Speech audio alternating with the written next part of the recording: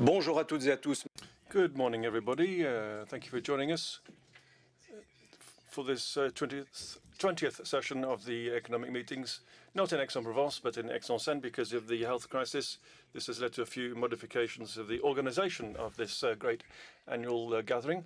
We're at the Maison de la Radio in France, consuming with green energy between urgency and utopia. The theme is, of course, very much in the news. We need to build our recovery after the COVID-19 pandemic. We have to rebuild on what basis? Of course, this has to include the energy transition. We are going to be together for more than an hour. If you're following us on internet, you can ask any questions on the Enquête économique website and all the franceinfo website, and we'll try to answer as best we can in the second part of the session. Before we hand over to Jean-Marie Chevalier from the Cercle des économistes to introduce the session. Good morning, Jean-Marie. Thank you for being with us. I'm going to introduce our speakers. Marianne, who is president of the board of directors of Enedis, providing the distribution and transformation network of electricity in France. She's part of the board of directors of Gaz de France previously, and so you have a tremendous amount of experience in this area. Astrid, one of the few women to have reached the position of CEO in the Colombian business world, previous CEO of Grupo Energia Bogota, a group quoted on the stock market. ALVAREZ is unable to with us live. We'll be listening to a recorded message in a moment. Jean-Philippe PUIG is with us by video conference. He's the CEO of the Avril Group. Avril Group is an international food production group specialized in food and renewable chemistry. And then in our studio, we have Professor Philippe DROBINSKI, from the director of the dynamic meteorology section of the CNRS and professor at the Ecole Polytechnique. Your research on variability and regional meteorological trends, especially around the Lower Mediterranean region. Mark FOLEY. Mark FOLEY is the chief executive officer of the Eirgrid Group. During your career, you have developed businesses in renewable energies and telecom and land use planning. And also with us to talk to us, we have Magnus, president and CEO of the Vattenfall, producer and Swedish distributor of energy, and chief of the Power Association NGO. Before we listen to we have Jean-Marie Chevalier. I'll allow you to give the introduction, which is on this very subject, which is very much part of the news at the moment, about consuming with green energy between urgency and utopia. Thank you, Emmanuel. I'm a member of the Cercle des économistes. My presentation will be fairly brutal because I'm going to try to answer the question that is being asked with two themes. First of all, yes, it is urgent. And secondly, it's not a utopia to develop renewable energy. Why is it urgent? Because all of the signals we receive every day show us that the climate emergency is becoming worse, and our daily ways of living and our general economic organization is under threat. We have physical signals telling us this, and I'm thinking of methane, for example. There are in areas where there's permafrost, this is melting, and this is increasing the severity of this phenomenon. We are in the framework of the Paris Agreement. We need to take action quickly and strongly to avoid too much global warming. And this is in line with the work by the British researcher Nicholas Stern, saying that quick and determined action will be less costly than the costs that would be caused if we do nothing. We can see that in 2019-2020, there has been an acceleration in awareness of the urgency of the situation, and we have to take action quickly and on a large scale. This is very much the case amongst the younger population groups, and also even in the USA, where the president is in denial. We have states and cities in the US that are taking a proactive approach and are adopting the Paris Agreement. In other words, reducing our greenhouse gas emissions. So, utopia is our second theme. This word has two meanings. First of all, dream, of course, we all dream of a sustainable world and an economy of confidence, to use a theme which is dear to the Cercle des économistes. And the second meaning of the word utopia is something that is impossible to achieve. The problem of the issue of renewable energies is within the framework of the energy transition, which is a strong historic moment where the ideas of renewable flows are going to replace finite energies that have a finite quantity. Of course, it would be utopian to say that we're going to have a completely renewable energy balance. I would remind you that it's very important to know that today 84% of our energy consumption comes from oil, coal, and gas.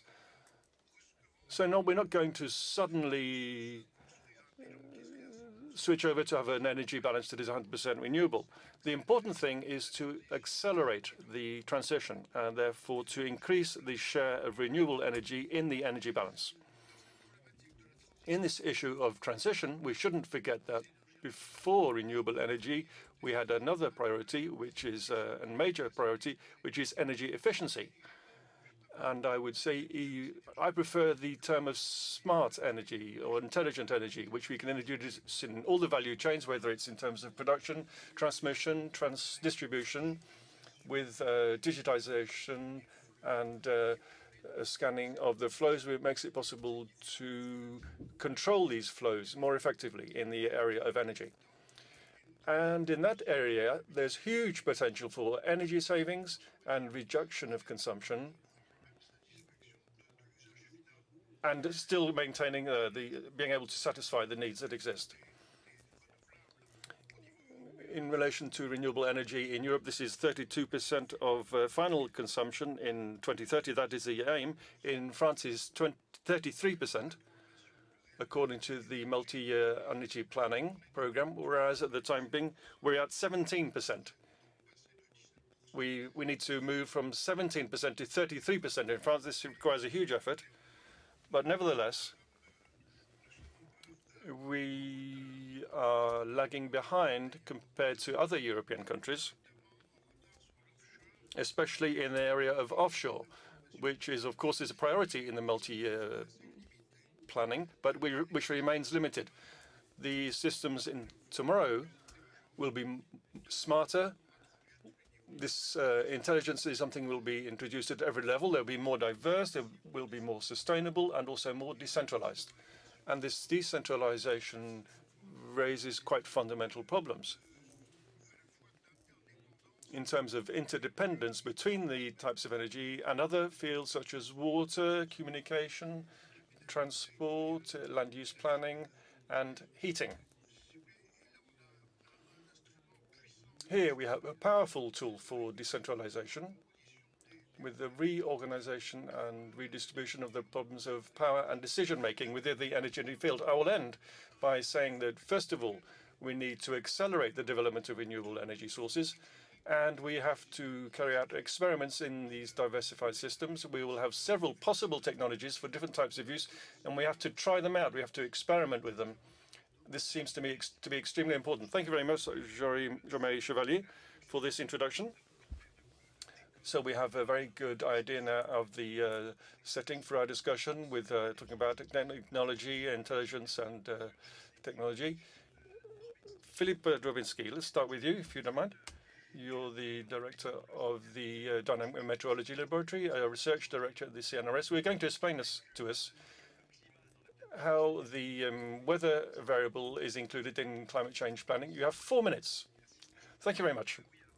Yes, I'm going to talk as a climatologist. First of all, to integrate the climate variable into energy planning, we have to quantify the scale of the challenge for humanity to reduce the carbon footprint of energy production. If we want to maintain the global warming below 2%, 2 degrees, which is part of the Paris Agreement. This means we have to keep to calendar. We also have to control the speed at which we transform our energy system to be able to decarbonize energy production. The challenge we have is considerable. We have to keep to the Paris Agreement. We have to reduce our greenhouse gas production by 50% by 2050 compared to 2010. We have to reduce the production of carbon by 75%. We have to transform energy production very quickly, reducing the use of fossil fuels in order to use non-carbon technology. By means of these technologies, these will be based on renewable energies, wind, sun, tides, and sea currents. The variability of the climate itself means that energy production using renewable energy has to be fluctuating, and in terms of its input to the energy production. In that context, if we're talking about energy transition, we are faced with a problem that means we have to minimize this variability, this intermittence of energy production. We also maximize the penetration of decarbonized energy production while making sure we maintain viability and social acceptability. To conclude, it's not a simple problem. We have a delicate balance between urgency. Indeed, we have to quickly reduce our emissions, and the utopia, where I would say more of an opportunity to solve and overcome the stumbling blocks that exist in terms of conflicts in use, which I call the energy, water, food nexus. For example, energy production also requires biofuels. How do we manage these conflicts in use? And also we need a drastic reduction in the energy model. We change from centralized production, consolidated consumption, to decentralized and decentralized consumption. We could imagine also systems that are autonomous and standalone, where we have self-consumption and self-production, where the availability of production and consumption can become an important part of how we manage a system. Thank you very much. That was a challenge that you managed to take over. You did it in 2.5 minutes instead of 4. Well done. So we'll give you a little more time later on, perhaps. We'll have a debate with you in a while. Marianne LAIGNEAU, you're the president of the board of directors of Enedis, the main electricity distribution network entity in France. For you, the important thing is energy intelligence, or smart energy. We talked about this already with Jean-Marie Chevalier and Philippe, who have all given us a good introduction about this theme of smart energy. Good morning, everybody. It's true that 2 professors have given us a very good introduction to this subject, which of course is a question of consuming with more green energy, but also consuming better and consuming less. And I think we can be fairly optimistic, because we can see that thanks to this energy transition, also to this environmental transition that is taking place, we are going to be able to make progress in this area. Of course, this has been said, Warren, we have to have our energy mix in France is already decarbonized quite fully. We have the most decarbonized energy mixes in the whole of Europe. We also have to increase the use of electricity, decarbonization of the economy, transport, and the building sectors, which produce a lot of carbon, requires greater use of electricity. And this is also going to be enabled by an increase in production using green energy. We have ambitious figures for France, as we've just heard, up to 33%. We can see that the recovery plans after the COVID crisis, whether it's in Europe or with the Green Deal that has just been announced with 750 billion euros, and also the IMF and also the International Energy Agency, all of them have in these recovery plans the renewable energies, but also the networks, the grids. So you've already mentioned that. I think each one of us today has understood the electricity distribution grid, and grids in general play a very important role in this environmental transition, and of course everything concerning energy efficiency in buildings. We have to consume better and less, and this will be done thanks to intelligence, to these smart systems. So this is something that's very important. We've changed from a world where production was centralized. It started from big production centers, then it went down into distribution and transmission grids to the final consumer, who was fairly passive. This world is now in the process of changing completely. We're going to have a world which is smarter, What does this mean? It means we're going to have production in much more different places, more decentralized. Enedis, as you mentioned, we manage 95% of the public distribution grid for electricity, so we are in a good position to be aware of this. Every year, we connect more and more producers, whether wind or solar.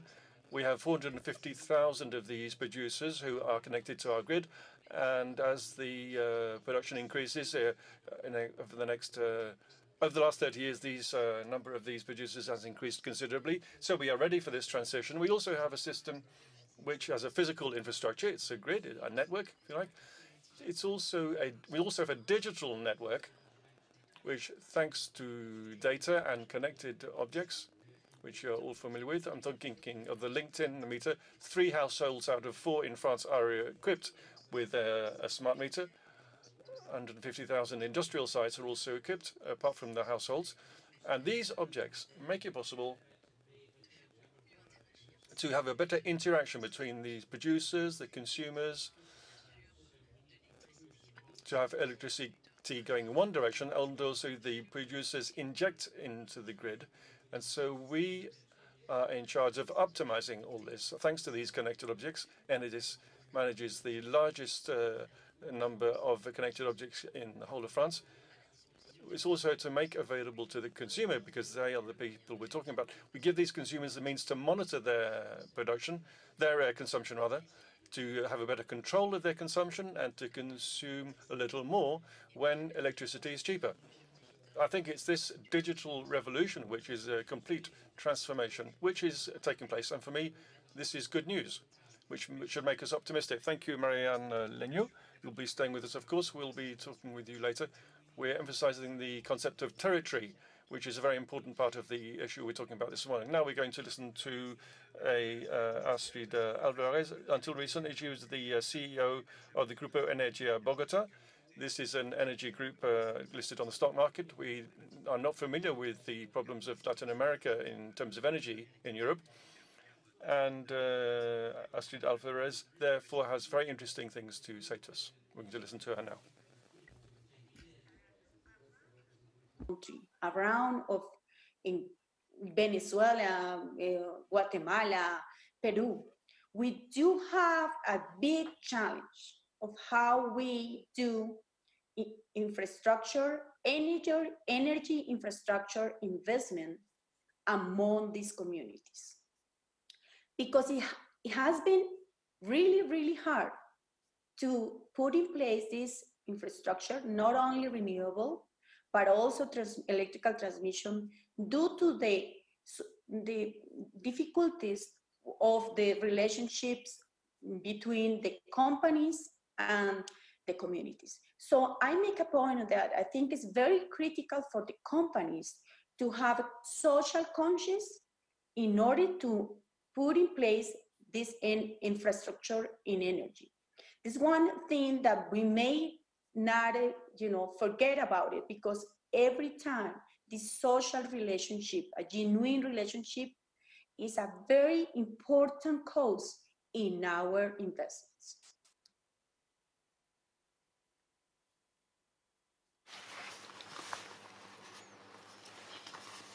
Voilà, donc pour ce témoignage d'Astrid ALVAREZ. So that was the contribution from Astrid ALVAREZ, who was talking to us from abroad with this situation. Astrid was not able to be with us physically here in Paris because of the health crisis. Magnus, you are also with us by video conference. Magnus, President and CEO of Vattenfall AB, a Swedish energy producer and distributor. Your company is present in all of the different energy sources, and you want to strongly develop renewable energies. You have 4 minutes, please, as the others. Thank you. Over to you. For the kind introduction, and thank you very much for having me participate in this very interesting gathering. I'm representing Vattenfall, a Swedish state-owned company, which is very much involved in the energy transition, and where we have decided to become one of the partners in electrification. As a company, we are the second largest, to EDF, I think, fossil-free producer of electricity in Europe. And we want to make sure that we can make fossil-free living possible in one generation. And for us, it really means that we are investing a lot in producing more electricity, mainly, you can say, in wind power and then also offshore power. We are present in many markets, among others also France, where we have a goal to participate then in offshore wind tenders and make sure that we can be part of that. We are also a big operator in trying to help electrify the world. So we are building infrastructure for electrical cars. We are working on industrial processes to make them electrified and not use fossil fuels. And I think when you look at this discussion and the urgency that is being the theme, whether it's an utopia or an urgency, I think the urgency comes first. I don't think it's an utopia in itself, but it takes a lot of efforts. And the urgency is there really to invest more. And I can only mention France because we are now in France, and we are, as a company, very interested in that we believe that there could be an acceleration in build out of offshore wind to the benefit of everybody, I would say. I would like to share with you a few challenges that we have, which I think is things that we need to understand if we are going to be there for a fossil-free world in the future. The first thing is that we are working also with district heating, and some people tend to forget that this is a very big part of energy, the use of heat for space heating. And we are the operator of the Berlin heat grid. And there we have taken a very clear decision to first, and I think this is important to understand, we're looking at an energy transition. Things will not just happen overnight, but where we believe the first transition is to go from coal to gas. And it sounds as such that you're not really changing anything because it's a fossil fuel, but of course it's much more efficient use of fossil fuels. And in that, while you're doing that, you also have to plan to make sure that you can then run a totally fossil-free system by 2040 roughly. And that's the real challenge as we can see, but it will mean that we will use a lot of energy coming from waste handling, energy from third-party sources where the energy is not being used, excess energy is not being used today, and you will have to be able to use what we believe will be at certain times cheap electricity, cheap electric power, and then store it in the system and redistribute it so that you use the district heating system as a big battery. So there are clearly many options, but also challenges in doing that. But we as a company have decided we're going to go down that route. The second thing I would like to share with you is industrial processes, and where we are also involved now in building a pilot plant in Sweden to make fossil-free steel. And we take fossil-free electricity, we turn it into hydrogen, and that hydrogen goes into the process of steel making, replacing the coal. So rather than getting CO2, which you normally get, you get H2O, which everybody knows is water. And we will start this on a much more broader scale in the coming 5 to 6 years. Il nous reste une minute à peine, monsieur, merci. So just 1 minute. It's about commitment, and I would only say that as a company, Vattenfall is there to really commit to the climate change. Thank you.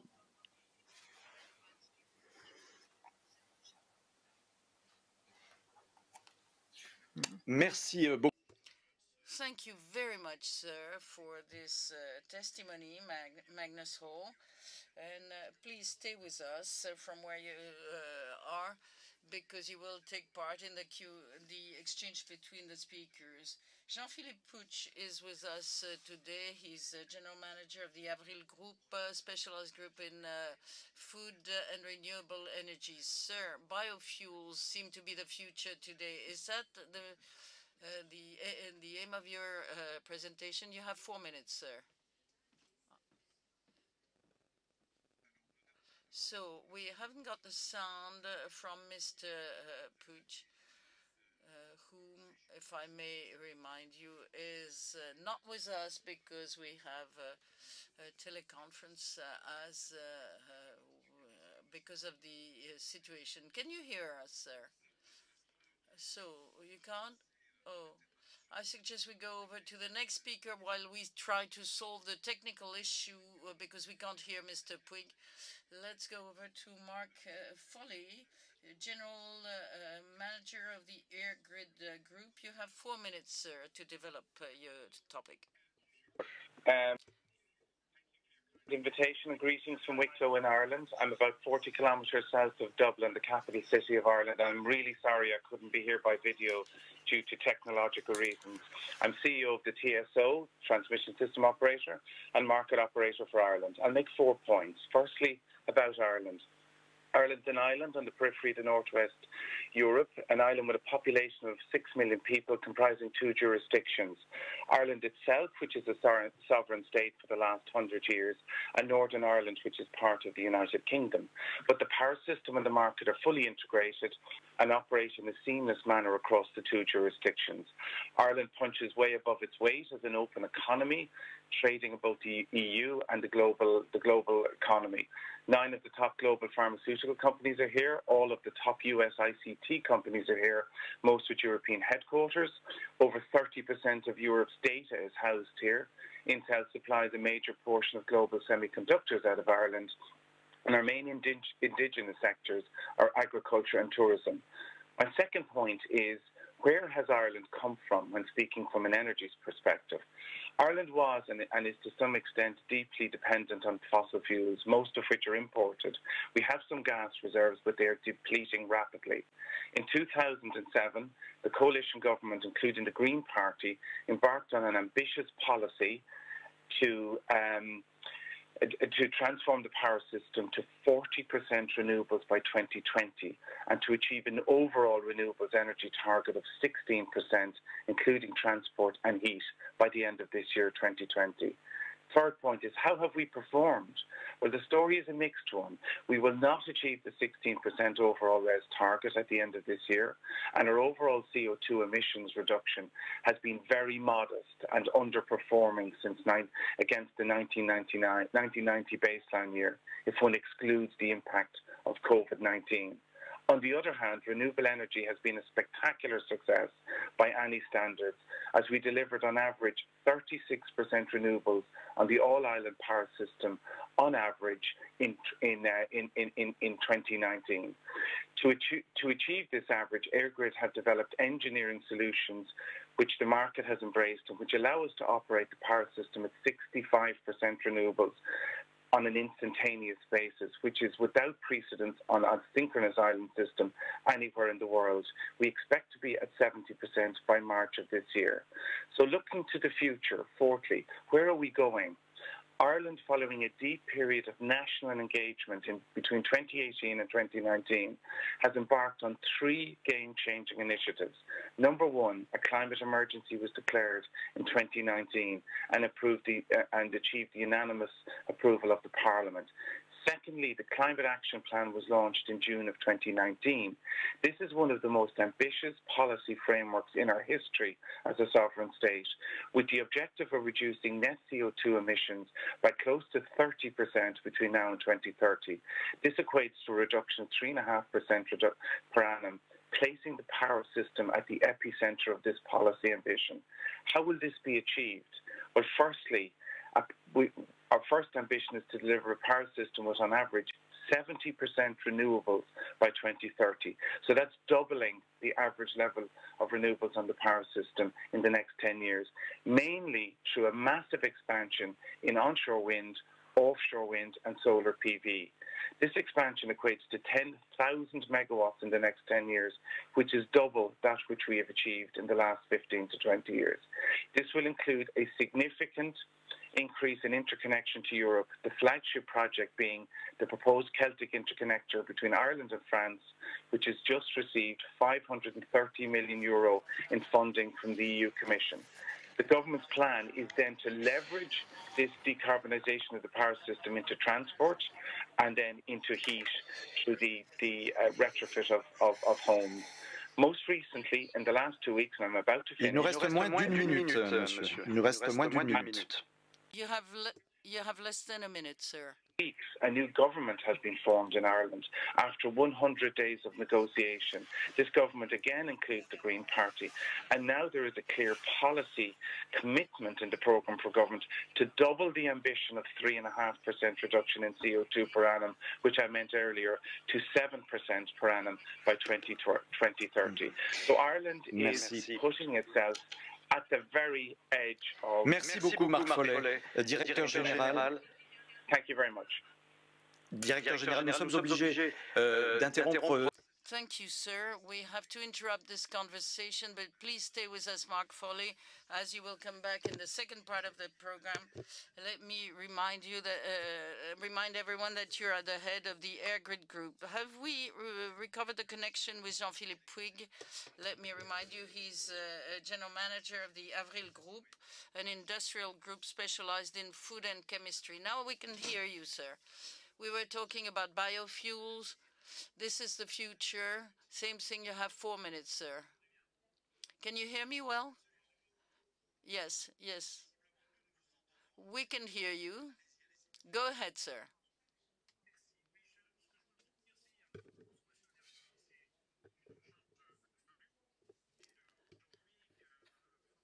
What I can tell you that it's absolutely essential to work on this energy, but the time it takes is much too long to save the planet from a fast climate warming.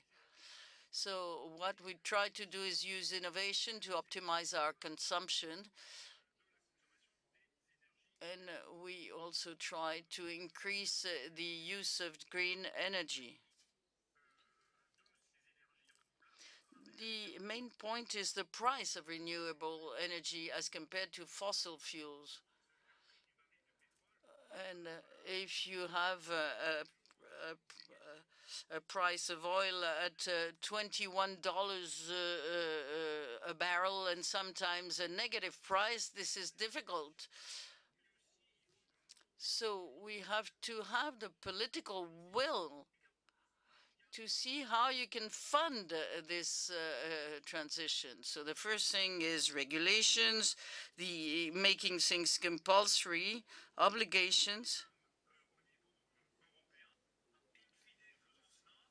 And in doing this, we will have renewable energy, and who's going to pay the difference in cost? The consumer.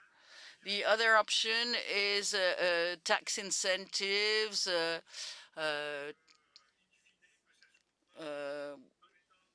funding or reduction in taxes. Well, in the end, the state would pay for the difference, and this is not sustainable. In my opinion, there is another solution which needs more political will.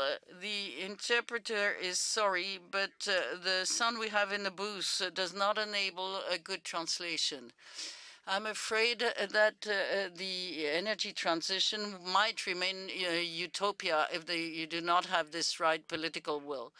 Then let me remind you that agriculture, as I work for the valorization of oil and proteins, is an energy transition, because agriculture is a natural carbon storage, and using natural trapping is a very good way of making the energy transition, and you have to use the right farming practices. We reduce the inputs, the fertilizers, and we have a new platform called Oleos, which pays the farmer based on the reduction in greenhouse gas that he can prove he has done, and he gets paid, and the more virtuous, the more he gets paid. And the last point, we launched an oil which is Oleos 100%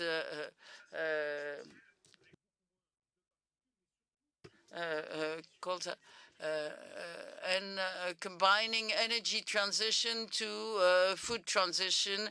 If you combine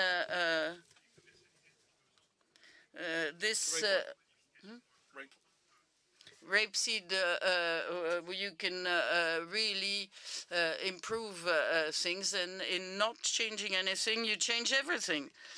Well, thank you very much, Jean-Philippe. Sometimes the connection was better. In the end, it was a bit better. So this enables us to now have a discussion. Let me remind everyone who's watching us on the website, on the site of Aix-en-Seine, organized by the Cercle des économistes and Radio France. We will have some time for questions at the end of the session. Marianne LAIGNEAU, you will tell us about how important the energy transition is, which is obviously the main point of this discussion, but it's also important to look at the territorial continuity, because we talk a lot about the digital divide now. Is there the same thing as far as energy is concerned? Is there an energy divide? Well, it's a good question. We have noted over the COVID crisis that all the utilities were present, and everybody felt it was normal to press a button and get some electricity. But behind that, you had a lot of people working to enable you to have electricity. And I would like to pay tribute to the staff of Enedis throughout the French territory. And this is a French model, a national model, that is an industrial vision with major investments. Enedis invests 4 billion a year. We have made our calculations for energy transition until 2035. We'll have to invest almost 70 billion, but it's also a territorial model. We are organized with specific contracts with the local authorities that own the network.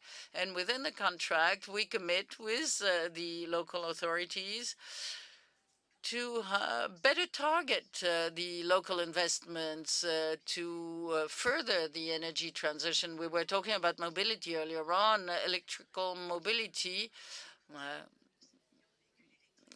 If we want to deliver the French program for electrical vehicles by 2035, we have to see where is the best place to implant the charging stations in order to reconcile the need for solidarity, but also the efficiency of the investment.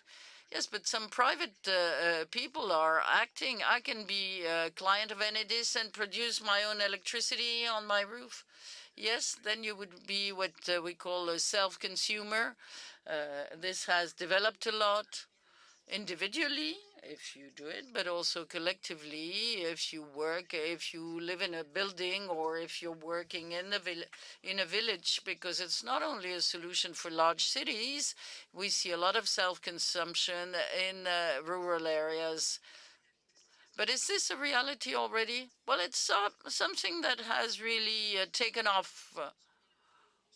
We have about 100,000 individual self-consumers and about 100 projects of collective self-consumption, which are quite advanced. But the regions, territories, cities,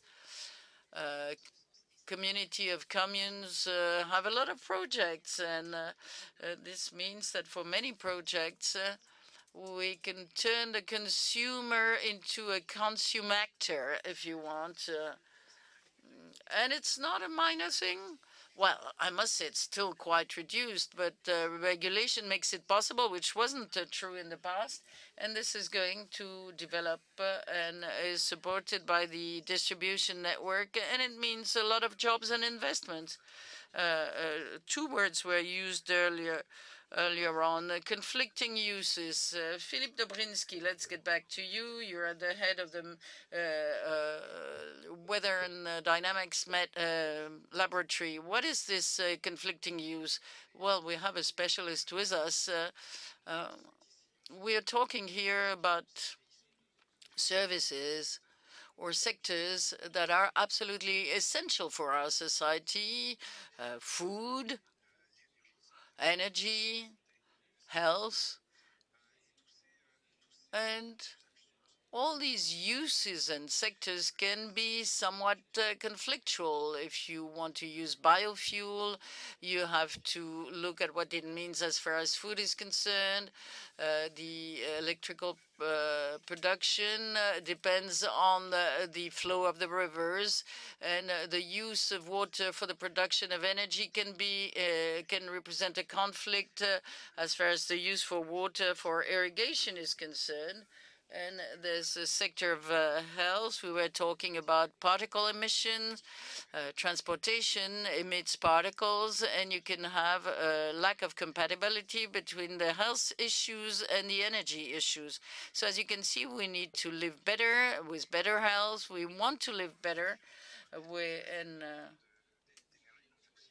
have and function properly with energy and feed ourselves, and it's difficult to find the balances. Un élément sur. You wanted to add something, Jean-Philippe, about the conflicts of use? Yes, absolutely. This was very well summarized. We need to find the right balance. There's not a single solution. We talk about conflicts in use between agriculture and industry. Should agriculture produce energy for agriculture, for industry, or for individual consumers? Energy represents renewable energy. Agriculture represents 3% of the land surface area in the world. But in Europe, we are producing energy in co-production with food. For example, if we take rapeseed oil, it produces protein. So it's much more autonomous in France, and particularly in France, thanks to the production of this rapeseed. This means we're able to don't have to import rapeseed from Central America. We have a quantity of oil which is too great to be consumed only by for food purposes. So it can be used for energy and for biofuel. So we're in a co-production for two different types of use. If we import palm oil for energy production in Europe, that doesn't make sense. We have to think in terms of local approaches, so we have the best possible energy balance. We still have plenty of place to develop biofuels without causing any pressure on food production. Marianne LAIGNEAU wanted to react. Let me remind people that you are the chairwoman of Enedis. Yes. Heard that Mr. PUIG was talking about the percentage of agricultural land devoted to energy, which is 3% around the world. I can share another figure with you.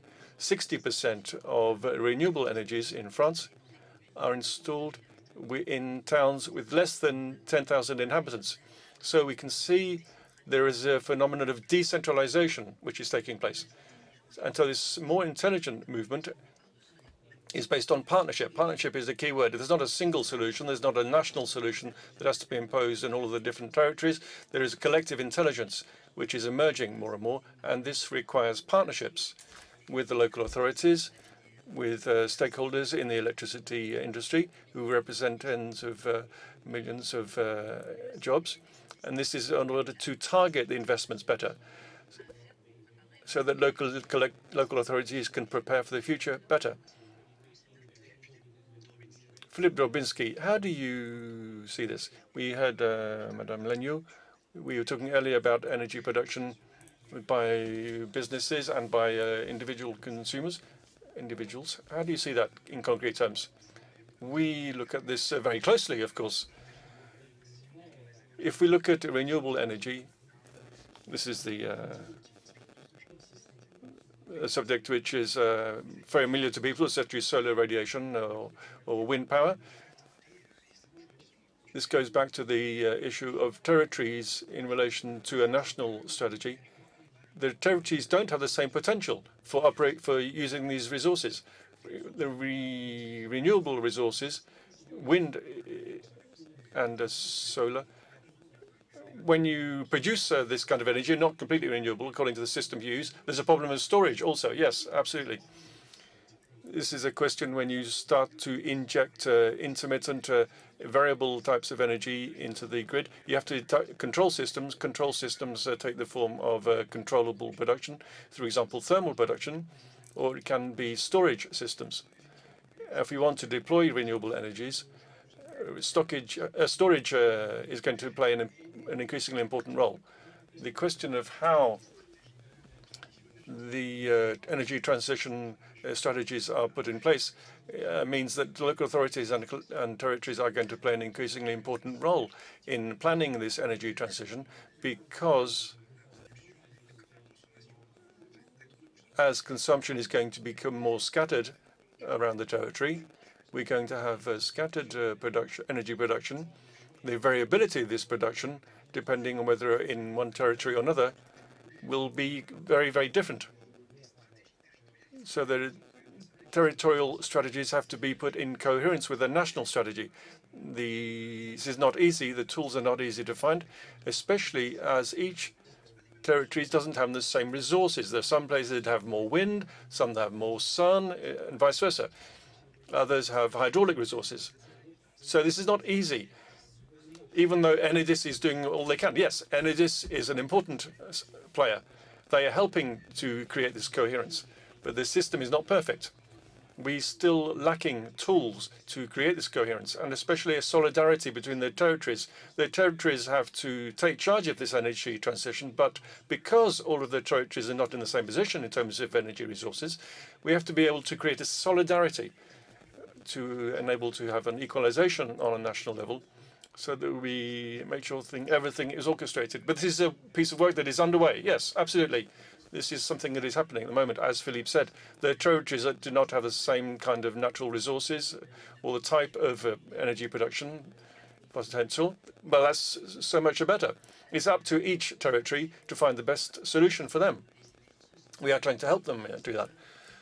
And what I think will help them is massive use of electricity consumption data and production data, because by exploiting all of this data which comes from these intelligent systems, for example, the link-in meters, to give advice and say, look, this is a high school, for example, which is producing, which is consuming a huge amount of electricity.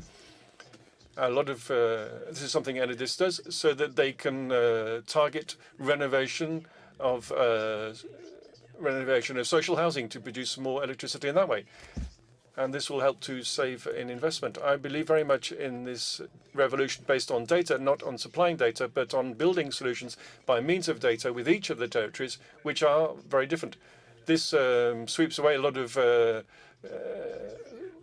ideas that exist about problems with the linked-in meters. There are less and less problems with the linked-in meters, linking meters. Marianne LAIGNEAU was talking about the concept of smart energy. Smart energy is something that has to be introduced at every level of the value chain. We've already talked about smart grids. What we say in France is we're already smart. But the problem is to introduce additional intelligence into systems which were designed in the 19th century, in which we have to be completely transformed at every level. At the level of the structure, at the level of the behavior of the agents, whether they're consumers or producers, and in terms of the performance measurement. And what you were saying earlier about sharing the gains between the different beneficiaries is something that's extremely important in order to modify the energy systems in the long term. I'd like to now come back to Magnus Haller, President and CEO of Vattenfall, producer and distributor of electricity in Sweden. Are you still with us, Magnus Haller? We have a specific question about renewables and the cost and profitability of renewables. Generally, shareholders are looking for this profitability for an energy group. Is this a specific issue that you have to manage? I think this is an interesting question. And if you look back a few years, a lot of the renewables were built with a lot of subsidies. And in that context, you could actually receive quite a high return on capital. What's happening right now is that there is an extreme flow of capital from financiers into this sector, which means that financing is becoming cheaper and cheaper. And it means also that the competition around new projects for green electricity production becomes more competitive and with a lower return. And for a developer like Vattenfall, it's very important that we structure those deals so that we can get our return for our risk. And it really means that you will probably not in the future see individual investors who completely own their assets and have everything more or less on equity. You will see a lot of debt capital going into this market in order to keep the returns high, because I do believe that people see the risks are lower in the sense that everybody wants this change, so there will be always government support in one way or another, even if not subsidies. So I can see that if you structure it right and if you are competitive with your own costs, we believe, and we do that in our company Vattenfall, that there is a way to go forward and invest quite heavily. That's our plan. Donc, Magnus Halle, vous confirmez. So, Agnes Halle, you're confirming that renewable energies are profitable for you. Is that correct? I think so. I think that if you are competitive, they are profitable. And I would also guess that if you look to individual investors like small users of solar, they normally can reduce their taxation issue quite considerably. So it's not a direct subsidy, but indirectly you're not paying energy taxes in the same way. At least in Sweden, I think it is like that. And I guess in some other markets. And of course, if you look at that profitability for an individual user of electricity, that's quite high. So I think that will also drive, and I think you will see it also from a company perspective where we are doing bigger investments. But we have to, it's not for everybody to be successful, I think so. I don't think so. Alors, on va voir justement ce qu'il en est. We'll see what is the situation now in France with Marianne LAIGNEAU as the head of Enedis. Are renewable energies profitable for you in France? As you have seen, Emmanuel, I don't have any renewable energy projects myself. I just connect everybody up. If you look at around the world at the production costs, these have gone down. These have been divided by, if you look at France or other countries have made strong choices for renewables, such as India, for example, and other countries in Latin America or Asia. 10 years ago, they were saying this is a sector which is not industrial, it's too expensive, we're not going to be able to do it. Today, subsidies are no longer needed, as Magnus said. We have a situation of competition. There's a lot of competition now, a lot of different players. What we need to see is also we need to have an overall vision of a system. There are production units. We also have to have an infrastructure to connect them up and to carry the energy which is produced. We have to look at this in an overall way and find the best solutions, the most effective solutions with the best performance. The actors have improved their performance. They've reduced their costs. They are using smart information systems. But the vision mustn't be too fragmented. Each country has its own energy mix. And as we've heard, there's no single solution. There's several different solutions. Professor Jean-Philippe DROBINSKI, as a climatologist, how do you see this? I'm not a business leader or an economist. Nobody's perfect. No. Profitability, there's economic profitability. Of course, you have to go above a certain threshold to be able to obtain the subsidies and gain access to the market. That's economic profitability. But I also like to talk about systemic profitability. In other words, there are positive externalities associated with decarbonized energy production in terms of less particle production and less pollution. Society can also benefit in a more indirect way from this energy transition, particularly in the area of healthcare. And these externalities have to be included with other costs that are avoided thanks to this more green transition. Jean-Marie Chevalier, perhaps a few words on that? Yes, to go back to what Mr. Halle was saying about financing, we have green capital, which is orienting investment towards more green solutions. There is a pressure by financial backers on companies. They want companies to be profitable and also to have an objective which is green, which is to replace fossil fuels with renewables. I'd also say that in financing, there's lots of innovations that are possible. I'm struck when I see that in a country like France, we have the local area which plays an important role.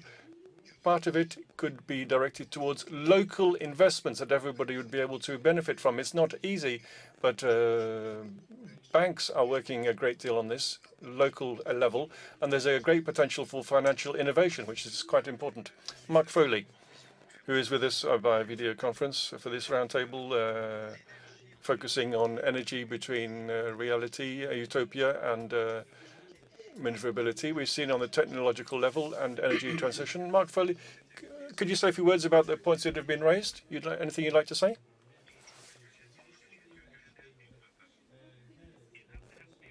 English, my apologies. I didn't understand the question.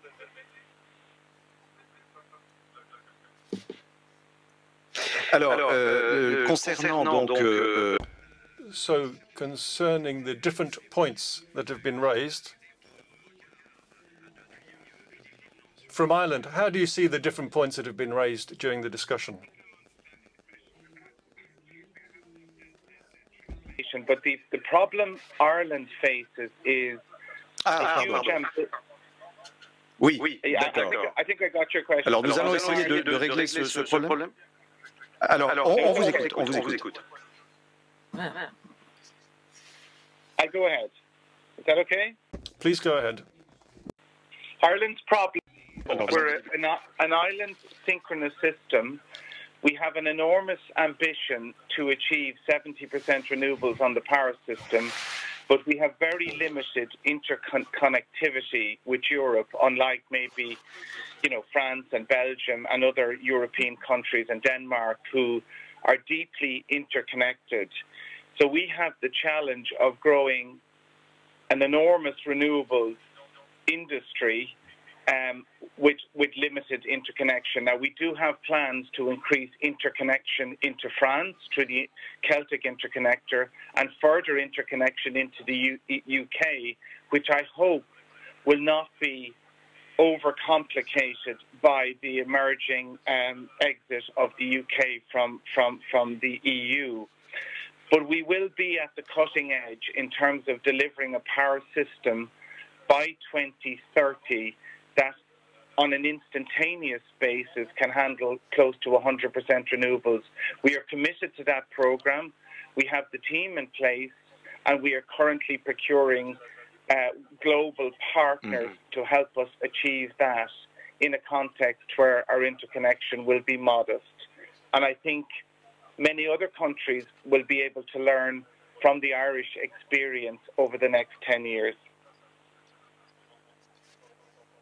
Oui, Marianne LAIGNEAU, Enedis est partenaire dans cette affaire. Enedis, are you a partner with? Yes, we are a partner with teams in Brittany, working with Ireland. Yes, about the questions of these deals and energy autonomy and independence, and also the problem of a lack of interconnectivity, lack of big cables carrying this electricity to other countries. Jean-Philippe Chevalier, yes, I'd like to react to what Mr. Foley was saying.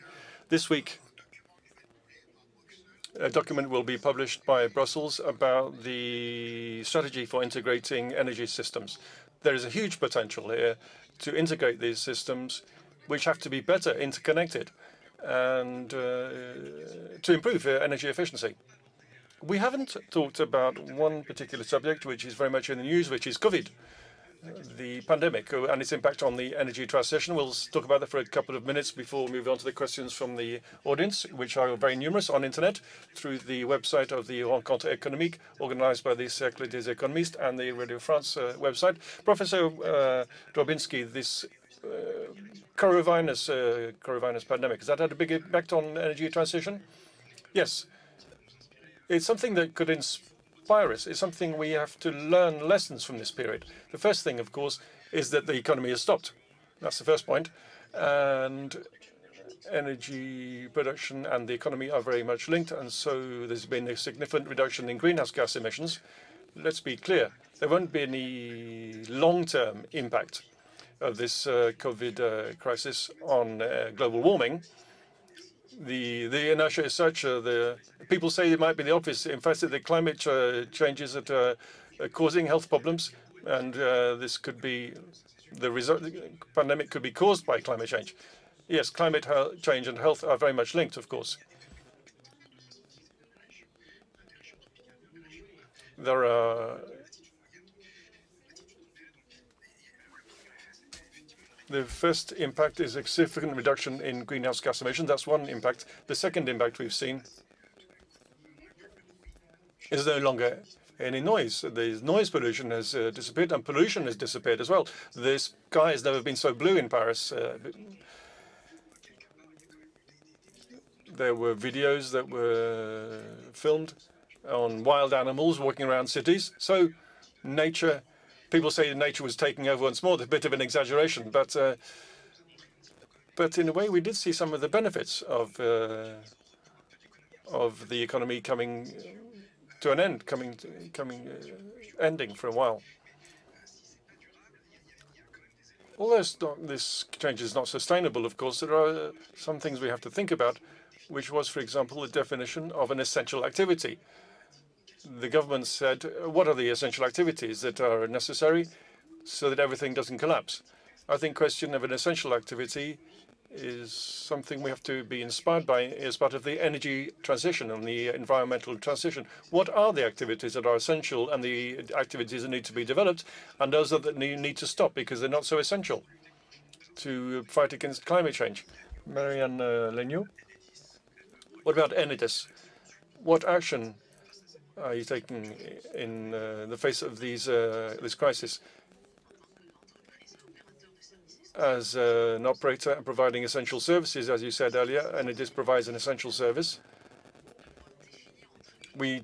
We had to define very quickly within all of our different missions which of those missions were the most essential to maintain economic activity and make sure the healthcare sector, which was in the front line, was able to function as effectively as possible. So we linked up hospitals and to help customers who had power failures. We also had to manage the network and supervise the network, the grid, to make sure that everything worked as effectively as possible. And then people were behind that. Public service, I think, public sector showed how flexible it was. Often the public sector is said to be rather rigid and cumbersome. But here, all of the public services, and particularly ours, showed that in 48 hours we were able to put thousands of employees in working from home, and also to provide the service that was needed in the field. Then there's a question of resilience that is asked here. The resilience of our infrastructures in a period of crisis, which is a climate crisis for our grid. It's a question of wind and rain and flooding also. It can be a health crisis or social crisis, or it can be all of those at the same time. So we have to work on these dimensions in a very serious way. Jean-Marie Chevalier, I would say that the crisis has changed people's behaviors. People have become much more aware of the severity of climate change and global warming, and so they're looking more at local economies and circular economy, and wanting to buy products that are made locally rather than abroad. I think this is a very important point, which I think will continue afterwards. Jean-Philippe Puig, Director General of the Avril Group, you're with us by video conference. Is there anything you'd like to add on that question? I can hear you, yes. I agree with what was said. Agriculture is one of the essential activities in the economy. We've seen that during this lockdown, we're able to meet the needs of all the French population. There wasn't a food crisis in addition to the health crisis, which is a very good thing. As we just heard, people are becoming more and more aware of the severity of the climate crisis, looking very closely at the origin of the products and being very concerned with the traceability of the product they're buying. This was something that was already the case amongst consumers, but I think it'll be more the case in the future. Awareness has been accentuated. And this maybe will lead to a reduction in imports, perhaps, if we're able to produce more in our own country. And if we're talking about energy, we'll be able to meet energy needs by producing energy locally as well. So I think we've seen an acceleration in the importance of local production. Thank you very much, Jean-Philippe. PUIG, we have a consensus in Paris around that issue as well. Some questions from the audience. Is the gas stage really necessary between coal and renewables? This internet user says we're still using fossil fuels. Isn't it a priority really to move straight to renewables rather than going via gas? Gas is very important as a transition energy because it's the less polluting of the three major fossil fuels like oil, gas and coal. So we won't reach 100% renewables, and gas is an energy that may facilitate the transition towards more sustainable energies. What about the Europe of energy? This is a very important question. And there's another question from Brian. As a consumer, how can we consume more green energy without getting cut off from the network and energy infrastructure? Brian says, do consumers really have a choice, or is it really the responsibility of companies? I guess the question is for you, Marianne LAIGNEAU from Enedis. Well, this is a question that goes beyond the issue of distribution and infrastructure. Do consumers have a choice? Yes, they do, because there's various suppliers. Today, there are 70 suppliers of electricity in France, large ones, medium-sized ones, very small ones, which shows that the market is open and that there are 100% green components or some that have a major green component. Yes, the consumer has a choice. The issues are sometimes a bit complicated. Maybe we have to explain more.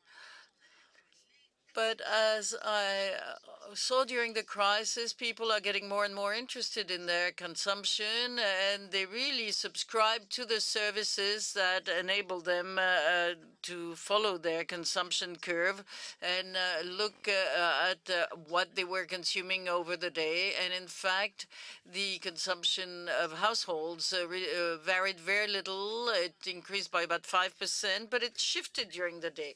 So some consumers have seized the topic, and we can be optimistic. Well, thank you. This will conclude the panel. Thank you for following us. Maybe one word of conclusion by Jean-Marie Chevalier from le Cercle des économistes, which is at the origin of this meeting and of this panel. Well, so we're far from a utopia when we talk about this. Yes, absolutely. It's not utopic, but this topic mentioned by everyone, this topic of energy intelligence and energy smartness should be viewed at all levels. And I believe that we're acting much too slowly at present when we view the danger of global warming. So we have to accelerate the shift towards energy transition, including more renewable energies, more energy efficiency, and more in energy smartness. Thank you very much. We were very happy to be with you for this panel on energy. I would like to thank all the speakers, Marianne LAIGNEAU, at the head of the board of Enedis, Astrid ALVAREZ from Grupo Energia, Bogota, Jean-Philippe PUIG, who was with us, General Manager of the Groupe Avril. Thank you, Professor Philippe DROBINSKI, at the head of the Meteorological Laboratory of Dynamic Meteorology at the CNRS, Mark FOLEY from Ireland, Magnus from Vattenfall in Sweden. Thank you very much for your attention. The Rencontre des économiques of Aix-en-Seine will continue in a minute on the various channels. Thank you. Have a nice day.